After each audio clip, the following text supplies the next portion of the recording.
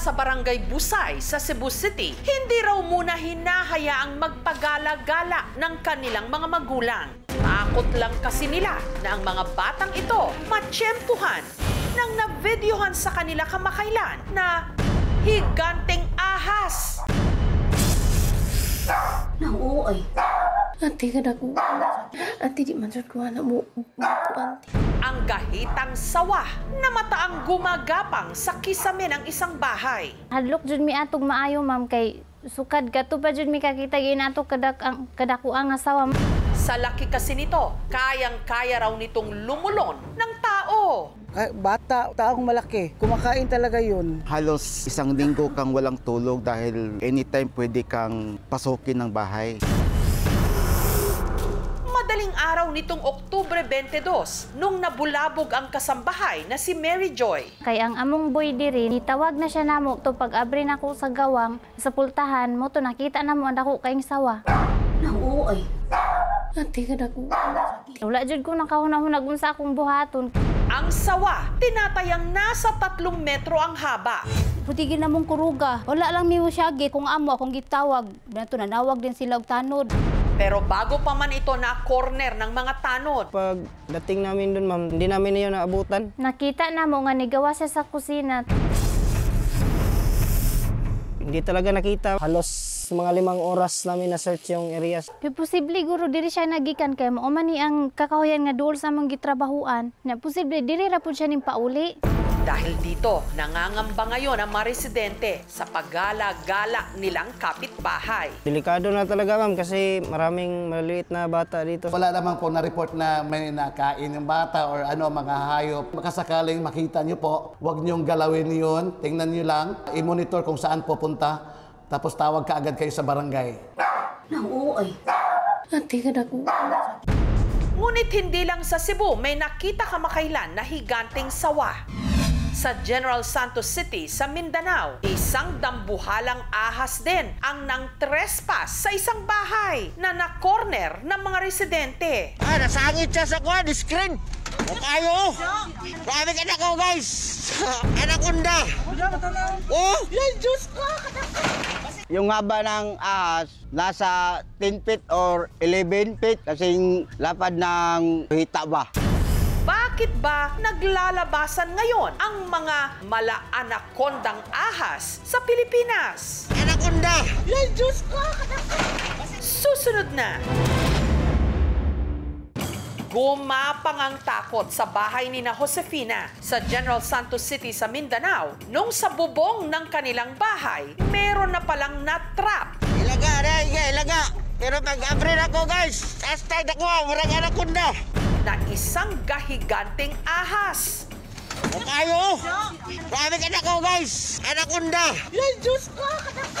Natakot talaga kami kasi ahas yan eh.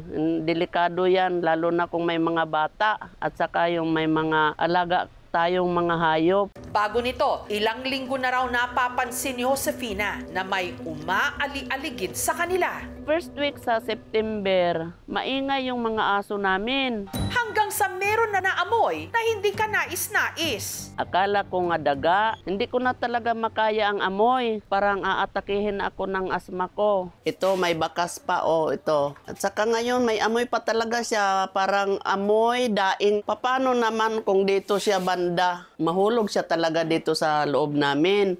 Kaya agad siyang nagpatulong sa kapitbahay nilang si Jay Ford.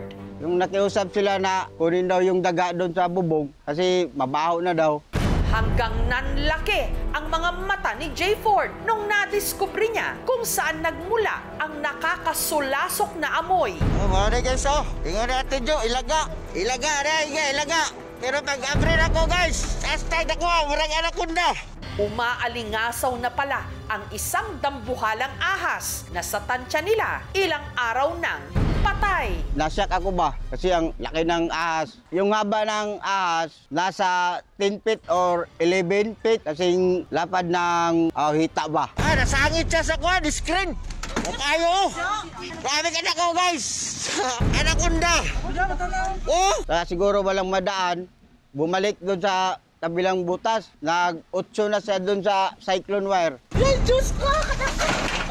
Ang sawa ang pinaghihinalaan ng kapitbahay ni Josefina na si Eliazar na tumuklaw sa kanya. Tumatahol kasi yung aso ko. Naglabas ako, tapos may nakita ako na parang naitim ba. Akala ko yung gulong ko lang na tumba. Tapos nilapitan ko, pulutin ko sana para patindig. Biglang may kumagat.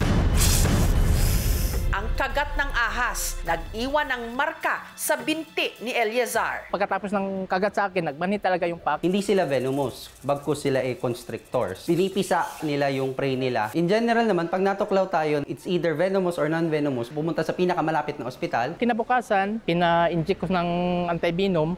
Maaring ito rin daw ang salarin kung bakit nagkakawalaan ang kanilang mga alagang hayop. Nakakain na siya kasi malaki ang tiyan niya. Kasi yung kapitbahay namin, nawalaan sila ng pusa. Manawa ko sa pusa, kita ko sa tiyan ng ahas. Hugis pusa. Ang sabi ko sa kanila na huwag nating hayaan ang mga hayop natin. Baka mayroon pang ibang ahas na gala, makain yung mga hayop natin. Ang tawag sa kanya is reticulated python. They are the longest snake in the world. Pag nag-venture sila sa community, ibig sabihin nun, nagkakaroon ng disturbance doon sa ecosystem sa taas ng bundok. Pag sila ay nauubos, halimbawa ay nagkakaroon ng habitat loss, wala siyang magagawa kung hindi bumaba sa community. Ayo! Grabe ka na ko, guys! Anaconda! Isang factor po na tinitingnan natin is yung cleanliness po ng area natin. Kasi yung mga basura po natin is nag-a-attract po ng mga daga. And the daga is part of their diet na po. Yes, Diyos ko! Bagamat na corner ang sawa, problema naman nila ngayon kung paano ito matatanggal sa sinabitan nitong kable. Tinalian nila yung sawa para mababa lang. Muntik na magkagutay-gutay kasi malambot na siya talaga. Saka yung uod, galabasan na good. Kung meron ng threat sa life, itong ahas na pwede naman silang hulihin. As long as hindi sila sasaktan, pwedeng tumulong yung penro or senro. Nagmamonitor din po kami, baka po may kasama pa rin yung sawa. May makita ulit. Inform din po kami. Ang laki nila, patunay na mayaman pa rin ang ating kapaligiran at kalikasan. Grabe ka na ko, guys! Sana matiwasay lang silang dumaan dahil hindi welcome ang sinumang ahas sa ating mga tahanan. Anaconda! Yes, Diyos ko! Isang bata sa Quezon, sugatan ang ulo matapos dapuan ng isang hindi pa matukoy na nilalang na umaatake raw sa kailaliman ng gabi. Ang tanong, isa ba itong killer ibon o ang kinatatakutan nilang di umano aswang? May pakpak ang balita. At ayon sa ipinadala sa aming mensahe, may pakpak din daw ang balibalita ngayon sa isang bayan sa Quezon na nagdudulot sa kanila ng pangamba. Good evening po, Ma'am Jessica. May problema dito sa aming lugar tungkol sa isang ibon na nangdadagit, bumabaon ng kanyang kuko sa ulo at leeg kung saan tinamaan. Pag-atake po ng ibon ay bigla na lang lumilipad ng mataas at hindi na nakikita. Marami pong makapagbibigay ng pahayag at nakaranas sa pag-atake ng isinasabing ibon na ito. Wala ng sugat, Eric. Kala ko maliit. Sa video, makikita ang isang binatilyo na duguan ang ulo. Dahil tungkol ito sa kaligtasan ng publiko, bumiyahe ang aming team sa kalsadang ito sa bayan ng Unisan sa probinsya ng Quezon, kung saan madalas daw nagaganap ang pag-atake. Ang kahabaan ng kalsada na kung tawagin ng mga residente, busay, napapalibutan ng mga nagtatayugang puno. Mukhang tahimik at payapa. Pero pagkagat ng dilim, may naghahasik daw rito ng lagim. Tuwing gabi lang po talaga siya umaatake. Nag-aalangan po kami dumaan, lalo na tigit ay kung gabi. Isa sa mga nag-aalangan ng dumaan dito tuwing gabi, ang binatilyong si Jack Jack. Siya ang nasa ipinadala sa aming video na nadali kamakailan ng kinatatakutan nilang malaking ibon. Nasa labas po ako ng gabing yan dahil mahuli ako ng gagamba. Kasama ko po yung tito ko, sakay po ako ng motor. Nang walang ano-ano, Nang bumulos ng ibon, bigla lang po akong kinalmo. masakit po dugo yung ulo ko. Sina Jek agad kumaripas ng takbo at nagtago sa isang kalapit na bahay. Malaki talaga, malaki ibon. Laki po pula ng sugat, Eric. Kala ko maliit. Sugat? Nasaan yung ay, oo nga. Simula ma'am nung inatake siya ng ibon, hanggang ngayon pinagbabala ko na siyang lumabas. Hindi na po ako dumadaan sa nangyari dahil gawa po ng trauma at sa takot. Ang higanting ibon nagagalit daw sa sinumang babasag sa katahimikan ng gabi sa Busay. Ang madalas daw pinupuntirya ang mga dumadaang nakamotor katulad ni MJ. Nung gabi po na yun, nagpapark lang po ako ng motor. Pagkatalikod ko po, may kumalmot bigla sa likod ko. Diyan po siya bumaba. Padiretso baba po siya diyan sa lakas po ng bulusok niya po. Nakabuka po yung pakpak at kung hanggang saan ko po hanggang dito ko po. Dito po sa baywang. Ito po yung mga natamo ko po nung gabi na yun. Mga 8 pong kalmot po yung tamo ko po. Ito po yung damit na suot ko po nung nadali po ako. Talagang matutulis po yung kuko niya kasi po nabutas po yung damit ko nun. At ang umaatake raw sa Busay, hindi hamak na mas malaki kumpara sa ordinaryong ibon. Madali rin daw itong masilaw sa liwanag. Kaya nung minsang bumiyahe ang magbabarkadang Ana at Nicole na may dalang flashlight, bigla-bigla na lang daw silang inatake nito. May gumanon po sa akin. Eh di ako po yung nagulat. Eh hagis ko na po yung hawak ko. Nangatumba na po kami sa motor. Sa sobrang gulat ko nga po. Pagtingin ko po sa itaas, ayun siya! Nandun po siya, hindi ako po iyak na iyak na. Feeling ko po isusugudin ulit. Dating po namin sa bahay, parang nahapdi na po yung ganito ko. Pagtingin niya po, sobrang laki ng sugat. May mga dot-dot po na 3. Dumugo po siya. Bale, ang tusik niya po ay 6. Dito po, tas dito po sa may pababa po, tas hanggang dito daw. Makirot po. Gusto man daw nilang iwasan ang kalsada kung saan umaatake ang kinatatakutang ibon. Wala naman daw silang ibang alternatibong ruta. Dito po sa sangang ito, dito ko po talaga nakita yung ibon. Light brown po. Parang may dark po yung kanyang pakpak. At hindi raw yun ang huling beses na nakainkwentro nila ang misteryosong ibon. Pagdating po namin dyan sa Busay, naglilingon-lingon si Nicole. Sinabi niya po sa akin, nakita na daw niya. Tapos nagulat na lang po kami, biglang pumagaspas na lang po sa bag niya. May kabigatan at kalakihan po talaga yung ibon. Nandun po siya sa talagang liblib po, yung wala po talaga masyadong nada. Pag nakatalikod na sa kanya, saka po siya susugod. Kalimitan po ay every Wednesday po talaga siya nalabas. 9 po talaga kalimitan. Pakiramdam nila, hindi lang daw iisa ang umaataking ibon sa kanilang bayan. Feeling ko po magkakaiba po talaga sila. Nung kami lang pong dalawa ni ate, maliit pa po nun pero nung kami pong talagang dalawa na ni Angel, sobrang laki na po talaga niya. Ang mga residente ng barangay na sakop ang Busay, naaalarma na sa sunod-sunod na ulat tungkol sa misteryosong ibon. Kaya lumapit na sila sa aming programa. Ang nais ko lang, maliwanagan kami na ano ba talaga yung umatake sa aming lugar na ito na hindi masugpo-sugpo bakit palagi siyang umatake. Wala ng sugat, Eric. At dahil hindi raw gawain ng pangkaraniwan na ibon ang mang-atake ng tao, at ngayon din lang daw sila nakaranas ng ganon ka-agresibong ibon, idagdag pang hindi ordinaryo ang laki nito. Ang suspetsa tuloy ng mga taga rito, hindi ito basta-bastang ibon. Naniniwala po ako na ito pa ay aswang. Kasi po malakas po siyang umatake. Sa palagay ko po, ma'am, ay aswang. Kung yun man ay ibon, dapat pag isang niya sa tao, umalis na siya. Ang mga residente tuloy, nagkakatakutan na. May pagkakataon po na ayaw na namin dumaan tuwing gabi sa may Busay. Bago pa lang po kami papasok ay talagang kami po ay naninervyos na. Para subukang matunton ang kinaroroonan ng kinatatakutang malaking ibon, naglibot ang aming team sa kagubatan sa palibot ng Busay kasama ang isang mananambal o folk healer.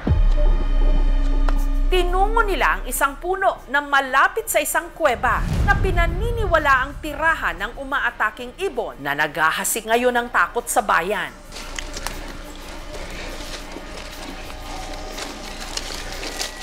Dito ma'am, nakatira oh.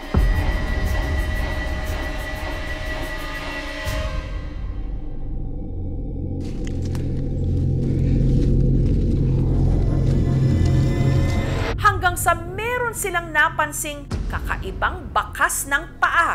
Ari po yung bakat ng paa niya ma'am ho. Ayan. Hanggang Titigang ang kinatatakutang nilalang na litratuhan nila. Picturean ko po yung ibon para makita po ng ibang tao yung itsura niya. Ibon nga ba ito? Di talaga pangkaraniwan. O isang kakatwang nilalang? Sa palagay ko po ma'am ay aswang. Base po dun sa picture. Dapat ba talaga itong katakutan? Ayan o, kita mo. Ang pagpapatuloy ng investigasyon sa nangangalmot at umaataking lumilipad na misteryosong nilalang sa isang bayan sa Quezon sa aming pagbabalik. Wala ng sugat, Eric. Kala ko maliit. Pumapagaspas ngayon ang takot sa bayan ng Unisan sa Quezon Province. Sa kailaliman kasi ng gabi, may lumilipad na nilalang na umaatake raw sa mga motorista. Wala ng sugat, Eric. Kala ko maliit. Sugat. Nung bumulos ng ibon, bigla lang po akong kinalmo. Masakit po. Dugo yung ulo ko. Sobrang laki na po talaga niya. Ang mga nabiktima umabot na ng mahigit 20. Sa palagay ko po ma'am ay aswang. Kung yun man ay ibon, dapat pag isang ano niya sa tao, umalis na siya. Para mabigyang linaw kung ano ba itong lumilipad na nilalang na umaatake sa kanilang mga kababayan. Wala ng sugat, Eric. Kasama ng isang mananambal, pinuntahan nila ang isang bahagi ng gubat kung saan pinaniniwalaang nakatira ang kinatatakutang malaking ibon o nilalang. Malayo pa, doon pa yung. Ang sadya nila, ang isang malaking puno na ayon sa ilang mga residente, posible raw pugad ng misteryosong ibon o nilalang. Dito ma'am, nakatira oh.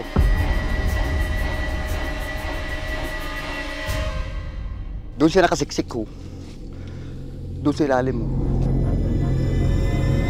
Nakakita sila ng kakaibang bakas ng paa. Ari po yung bakat ng paa niya ma'am ho. Ayan. Imposibleng bakas ng tao. Napakatarik na bundok. Ito pa hindi tambayan ng tao. Ang mga bakas ng paa, posible raw mula sa misteryosong ibon na nalitratuhan kamakailan ni Lawrence. Nung araw po na nalitratuhan ko po yung ibon, yun din po yung araw na inatake po si MJ. May nakatigil po dito na tricycle. Akala ko po may problema. So nilapitan ko po. Tapos tinuro po nila yung nakabang sa kanilang ibon. Picturean ko po yung ibon para makita po ng ibang tao yung itsura niya. Kinumpirma po ni MJ na yun yung ibon na umatake po sa kanya. Titigang mabuti, nakadapo ito sa sanga ng isang puno habang ang mata nito parang nagliliwanag sa dilim. Malaki po siya, sa alating dipa po. Kulay brown po siya. Medyo yellow po yung kulay ng mata. Hindi po yan edit kasi hindi po ako maalam mag-edit ng professional litrato. Pero ito na nga ba ang ibong nanggagambala sa mga tiga-Unisan? Ang mga kawani ng City Environment and Natural Resources Office ng Tayabas at ng Municipal Environment and Natural Resources Office ng Unisan sa Quezon Province nagsagawa ng sariling investigasyon. Ayan o, kita mo. Yan po ba yun? Ayon sa kanilang mga nakalap na impormasyon at base sa larawan ng nalitratuhang nilalang, ang umaatake sa mga motorista, hindi misteryosong nilalang o aswang, kundi posibleng isang klase ng ibon na kung tawagin, Philippine Eagle Owl. Kapag siya ay threatened, possible po na umatake. Gawa din po nung sa ingay, nadidisturb sila. And then yung sa light nga, feel nila na-threat sila. So, umatake po sila. Kailangan lang po natin wag silang gambalain, patayin, hantingin. Initial lang po ito. Kailangan pa po tayo magsagawa ng further investigation. Mas gagaan ang pakiramdam ko na nalaman ko na ibon yung... Maniniwala naman po ako pero iba pa rin po yung sa toong paniniwala kasi po ako yung nakaranas. Kasi itong aswang parang parte ng ating kaalamang bayan. Sa cautionary tale na dapat din ay huwag kang lalabas-labas basta sa dilim kasi it might lead you to death. Hindi sapat pa sa akin ang mga sinasabi nila sa bakas ng malaking ibon. Kung malaking ibon po ito, sana meron silang nakikita mga balahibo man lang sa paligiran nito. Pwede, indikasyon dahil sa malaking bato na naitabi.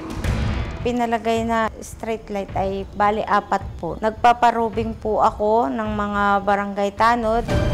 Sa kadiliman, anumang lumilipad na nilalang na bigla na lang umaatake mula sa kawalan at nang iiwan ng mga biktimang duguan. Wala nang sugat, Eric. Talagang maghahasik ng takot, magpapalipad sa napakalikot na imahinasyon. Thank you for watching, mga kapuso. Kung nagustuhan niyo po ang videong ito, subscribe na sa GMA Public Affairs YouTube channel. And don't forget to hit the bell button for our latest updates.